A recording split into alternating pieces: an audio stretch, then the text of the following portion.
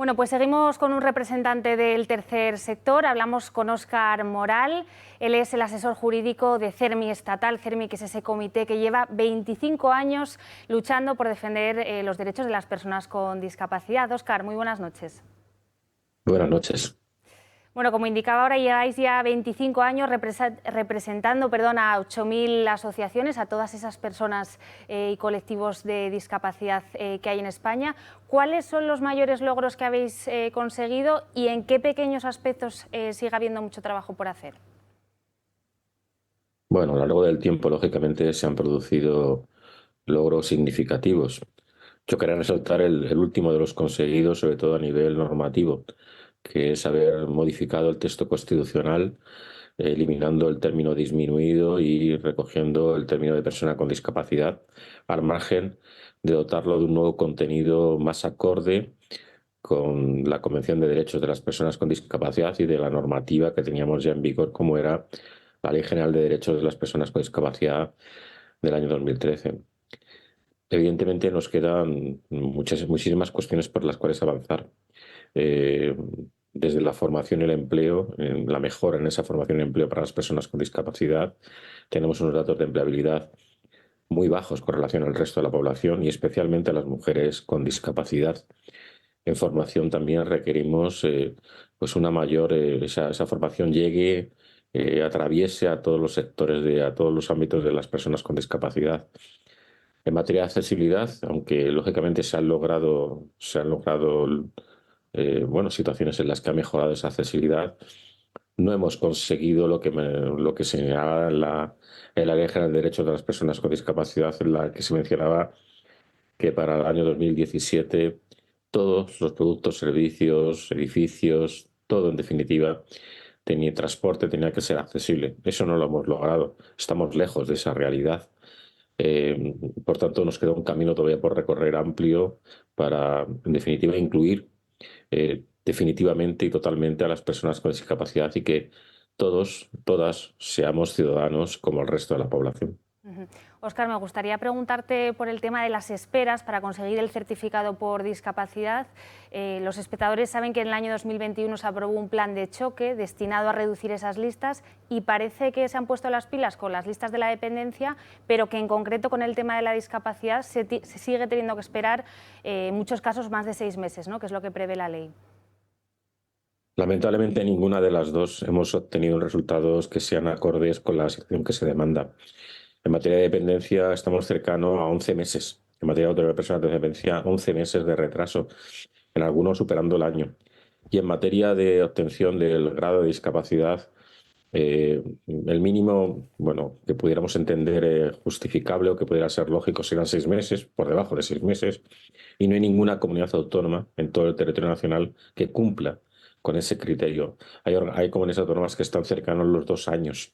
Es decir, es una verdadera barbaridad, porque la obtención del grado de discapacidad es la puerta de entrada para cualquier tipo de derecho, beneficio, formación, empleo, cualquier tipo de situación que podamos contemplar es la puerta de entrada. Sin ese grado de discapacidad no es posible obtener cualquier tipo de situación, prestación, apoyo, servicio, prestación económica, en definitiva, cualquier situación que podamos pensar o contemplar. Por tanto, estamos muy lejos, muy lejos de algo que esté mínimamente justificado y, por tanto, no hay ninguna comunidad autónoma en este momento que se salve de esos retrasos totalmente injustificados. No tienen parangón.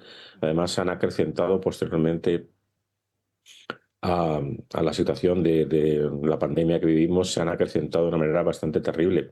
Y hay otra lista de espera también que está absolutamente desbordada, que es el tema de la atención temprana para los niños y niñas con discapacidad, desde la atención temprana, también con retrasos totalmente inauditos e injustificables. Ujú. Ustedes saben de cerca lo que es la lucha, estuvieron, antes lo comentaba, desde el año 2017 peleando por ese cambio en ese término del artículo 49 de la Constitución.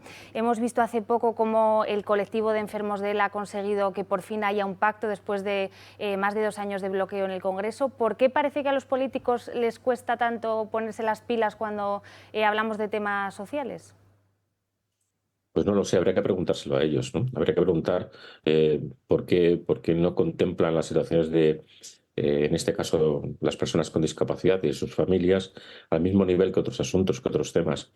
Hemos visto que para efectivamente cambiar el texto constitucional del año 49, del artículo 49, han pasado muchísimos años. CERMI venía demandándolo desde hace pues décadas, diría yo, y no hemos obtenido ese resultado hasta este año, con gran esfuerzo, por otra parte, ¿no?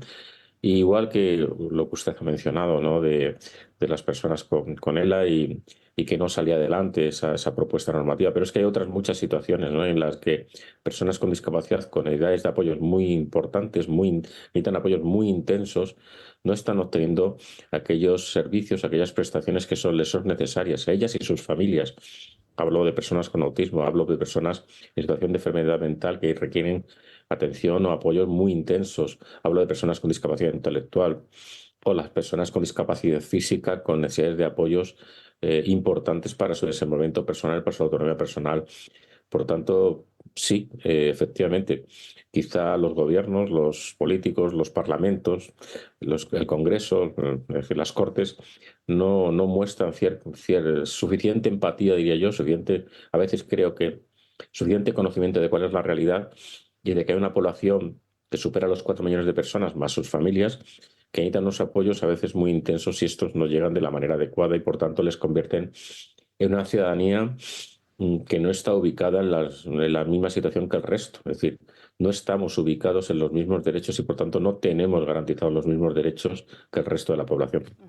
Hablemos ahora de los más pequeños, del reto de la educación, que es uno de los grandes retos en esta materia. Aquellos padres que quieran enviar a sus hijos con capacidades diferentes a los sistemas de educación ordinaria, no a un colegio de educación especial, ¿hoy en día pueden hacerlo o todavía queda mucho camino por recorrer en este sentido? Lo que es evidente es que los centros de educación ordinaria no están recibiendo los apoyos necesarios suficientes para que los padres y madres puedan optar por que sus hijos estén en estos centros de educación ordinaria. Muchas veces se ven obligados a esa educación especial o bien cuando ellos quieren, desean ir a la educación ordinaria, ven cercenados sus derechos. Por tanto, no está garantizado.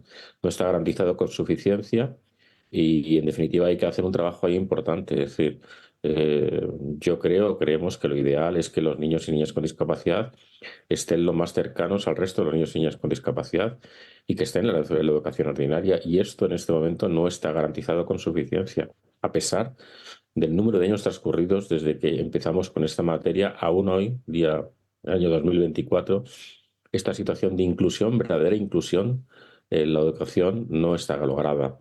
Y por tanto, pues muchas familias se ven en tesituras muy complejas, ¿no? De tener que decidir una cosa u otra o que se les niegue ese derecho a la educación ordinaria y se les obligue a ir a la educación especial, aún no queriendo estas familias esa situación. Óscar Moral, asesor jurídico de CERMI, muchísimas gracias por acompañarnos y ojalá que muchas personas puedan escuchar todo lo que nos ha contado. Muchísimas gracias a ustedes. Buenas noches.